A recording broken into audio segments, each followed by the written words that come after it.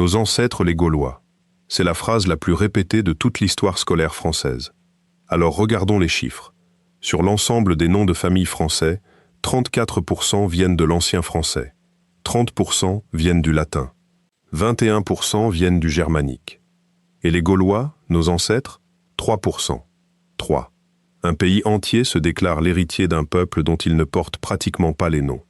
Mais 3%, ça reste 2 millions de Français.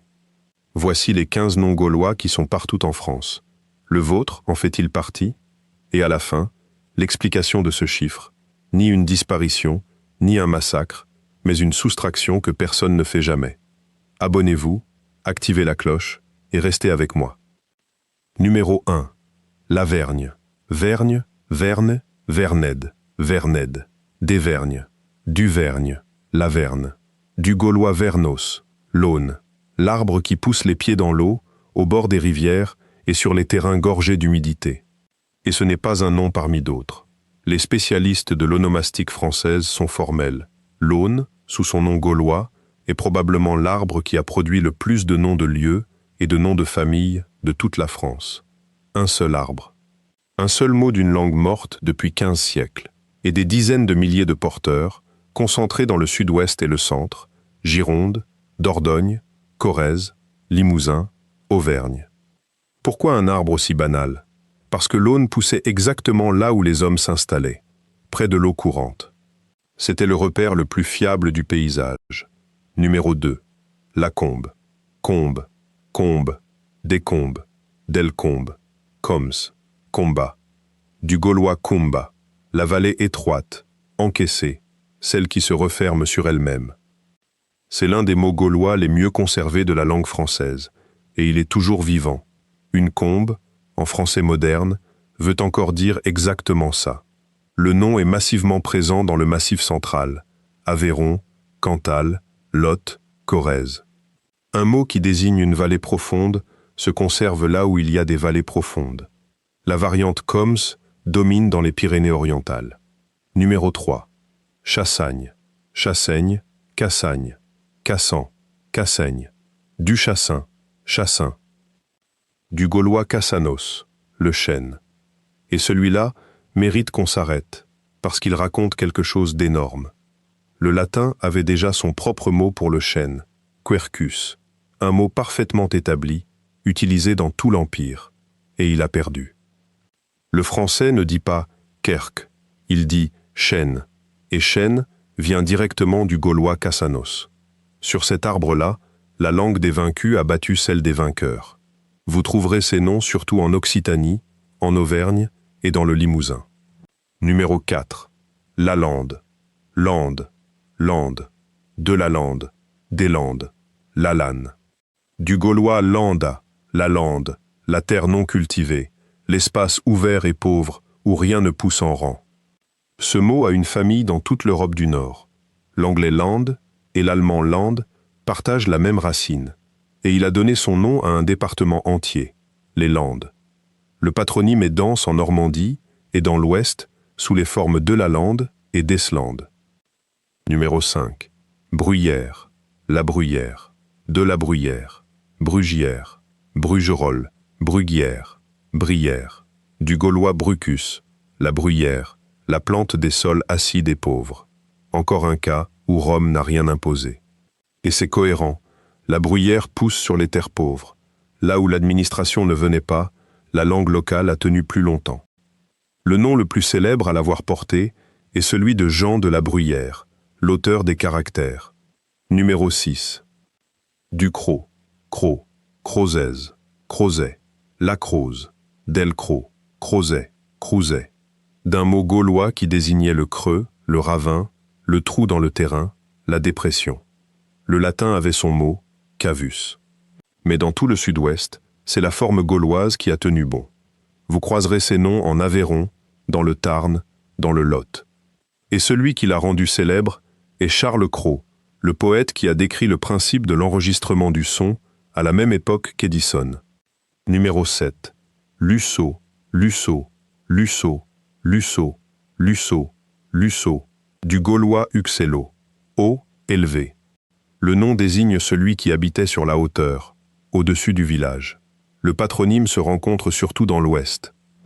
Et c'est exactement le même mot que dans Uxellodunum, la forteresse perchée, où s'est jouée la toute dernière résistance armée à Jules César, après la chute d'Alésia. Le nom signifie « la place forte d'en haut ». César y a fait couper les mains des survivants pour l'exemple. Le mot qui décrivait cette forteresse est aujourd'hui le nom de famille ordinaire du Poitou. Numéro 8. Lanou, Lanux, de Lanou, nous, Lanou, de nous. Du gaulois Noda, la terre humide, le marécage, le pré inondable. Le mot a donné le français « nous » qui désigne encore un terrain gorgé d'eau. Le nom est le plus répandu dans l'Aisne. Numéro 9. Du chemin, chemin, cheminot, cheminade, cheminant. Du gaulois caminus, le chemin. Prenez une seconde sur celui-là, parce qu'il est stupéfiant. Le mot français le plus banal pour désigner une voie de circulation, chemin, n'est pas latin. Or les Romains ont construit le plus grand réseau routier de l'Antiquité, 80 000 km de voies pavées. La route était leur outil de domination et leur fierté d'ingénieurs. Ils avaient 3 mots pour ça, via, iter, strata. Le mot strata a survécu, mais ailleurs, il a donné l'anglais street et l'allemand strasse. En France, c'est le mot gaulois qui est resté dans la bouche des gens. Le peuple qui a construit les routes a perdu le mot qui les désigne, dans le pays même où il les avait construites. Numéro 10. Charron, charrier, charretier, charrière, charreau. Du gaulois carus, le char, la charrette à 4 roues. Et voici pourquoi ce mot a survécu. Parce que les Romains l'ont emprunté eux-mêmes. Les Gaulois étaient les meilleurs constructeurs de véhicules d'Europe. Leurs chars étaient techniquement supérieurs à ceux de Rome. Meilleures roues, meilleurs essieux. Les Romains ont pris le matériel, et avec le matériel, le mot. Carus a ensuite tout envahi. Char, charrette, charrier, charge, chariot, carrosse, carrière, et il est reparti vers l'anglais, où il a donné car. La voiture que vous conduisez porte un nom gaulois.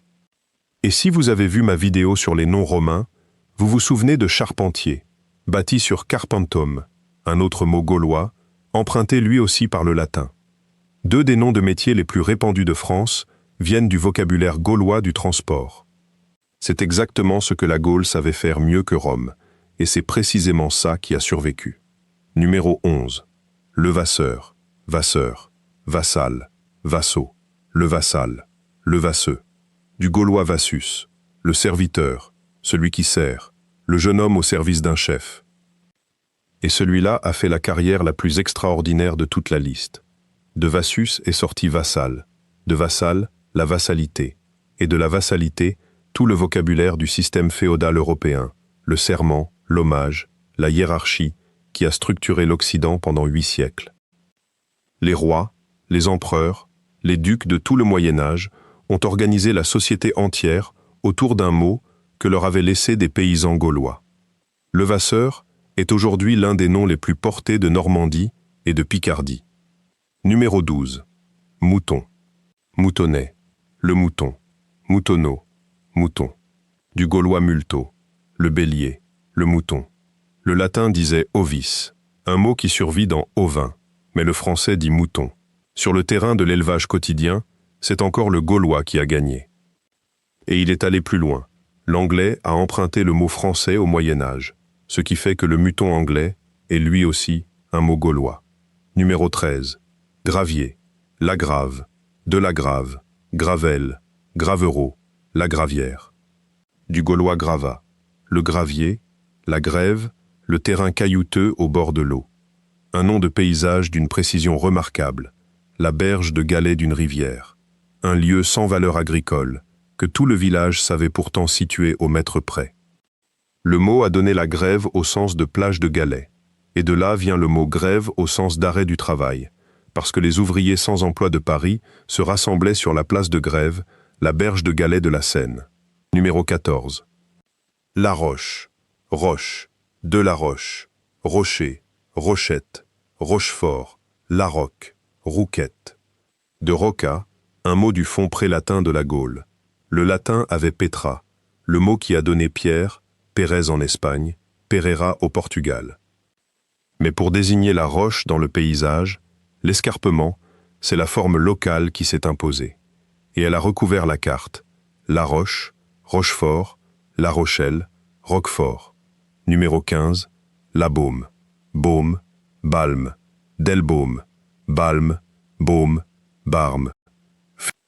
De Balma, la grotte, l'abri sous roche, la cavité naturelle dans une falaise. C'est peut-être le mot le plus ancien de la liste. Certains linguistes le considèrent comme antérieur même aux Gaulois, appartenant à une couche de langue plus vieille, parlée ici avant l'arrivée des Celtes. Il désigne le type d'endroit où les hommes vivaient avant qu'il y ait des villages, et il est resté collé au paysage, sans bouger, pendant des milliers d'années. Voilà les 15. Maintenant, la vraie question. Pourquoi seulement 3%? Il n'y a eu ni disparition, ni extermination. Voici la véritable explication, et elle tient en une ligne de calendrier. La langue gauloise s'est éteinte vers le 5e ou le 6e siècle. Elle n'est pas morte d'un coup, elle est morte par le haut. Le latin s'est imposé dans l'administration, puis l'armée, le commerce, le droit, les villes. Le gaulois s'est réfugié dans les campagnes. Des témoignages du 5e siècle signalent encore des gens qui le parlent. Puis plus rien. Or, les noms de famille héréditaires n'apparaissent en France qu'à partir du 11e siècle et ne se généralisent qu'au 13e et 14e. Avant ça, les gens n'avaient qu'un prénom. Faites la soustraction. Entre la mort de la langue gauloise et la naissance des noms de famille français, il s'est écoulé 6 à 900 ans. Quand les Français ont commencé à se donner des noms de famille, plus personne ne parlait gaulois depuis un demi-millénaire. On ne peut pas nommer les gens dans une langue que plus personne ne comprend. C'est pour cette raison, et pour aucune autre, qu'il n'existe pas un seul nom de famille français qui soit un authentique nom gaulois. Pas de Vercingétorix, pas de Dumnorix, pas d'Ambiorix. Ces noms-là sont morts avec la langue qui les portait, 1000 ans avant qu'on ait l'idée de rendre les noms héréditaires. Les 3% qui restent ne sont donc pas des noms gaulois. Ce sont des mots gaulois, environ 150 mots de la vie courante, qui ont survécu dans le français et qui ont servi 1000 ans plus tard à fabriquer des patronymes. Et regardez lesquels ont tenu. L'Aune, le Chêne, la Bruyère, la Lande, la Combe, le Ravin, la Hauteur, le Marais, la Roche, la Grotte, le Gravier, le Chemin, le Char, le Mouton, le Serviteur, des arbres, du relief, de l'eau, du bétail, du transport. C'est-à-dire, très exactement, tout ce qui ne s'apprend pas dans une école romaine. Les habitants de la Gaule ont changé de langue pour le droit, l'impôt, l'armée et le commerce. Ils n'en ont pas changé pour nommer l'arbre au bout de leur champ, la pente derrière la maison ou la bête dans l'enclos. Le latin a pris le haut. Le gaulois s'est accroché au sol. Contre-exemple qui éclaire tout. La Grande-Bretagne. Rome y est restée 4 siècles aussi, mais l'occupation y a été moins dense, et les langues celtiques y ont survécu. Le gallois est parlé aujourd'hui. Et voici une précision que presque personne ne connaît. Le breton n'est pas un descendant du gaulois. C'est une langue arrivée de Grande-Bretagne au 5e et 6e siècle, apportée par des populations qui traversaient la Manche, au moment précis où le gaulois achevait de mourir sur le continent. La Bretagne ne parle pas la langue des Gaulois. Elle parle celle de leurs cousins insulaires, réimportés après coup. Et maintenant, si vous voulez voir où les Gaulois sont vraiment restés, arrêtez de regarder les noms de famille. Regardez la carte. Là, ils sont partout. D'abord les terminaisons. La terminaison en minc vient du suffixe gaulois acone, le domaine de. On prenait le nom d'un propriétaire, on ajoutait le suffixe. Cognac, Aurillac, Bergerac, Cadillac, Jarnac, Chirac. Et dans le nord, le même suffixe a donné y, aïe, et, ce qui veut dire que Cognac dans le sud et Cogny dans le nord sont, à l'origine, le même nom. La terminaison en œil vient de Yalos, la clairière, puis le village, Auteuil, Nanteuil, Verneuil, Argenteuil. La terminaison en dune vient de Dunon, la place forte sur une hauteur, Verdun, Loudun, Issoudun, Châteaudun, Autun et Lyon, qui s'appelait Lugdunum, ajoutez Magos, le marché, dans Rouen et Noyon, Briva, le pont, dans Brive. Ensuite, les villes elles-mêmes. Parce que voici le fait le plus spectaculaire de toute cette histoire. Des dizaines de villes françaises portent tout simplement le nom du peuple gaulois qui habitait là. Paris, ce sont les Parisis. Reims, les Rèmes. Amiens, les Ambiens. Bourges, les Bituriges. Poitiers, les Pictons. Chartres, les Carnutes. Beauvais, les Bellovaques. Soissons, les Suessiens. Tours, les Turons. Troyes, les Tricasses. Rennes, les Redonnes.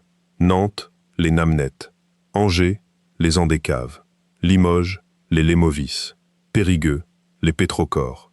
Cahors, les Cadurques. Sens, les Sénons. Vannes, les Vénètes. Saintes, les Santons. Le Mans, les Cénomans. Rome a bâti ces villes, les a pavées, leur a donné des arènes et des aqueducs.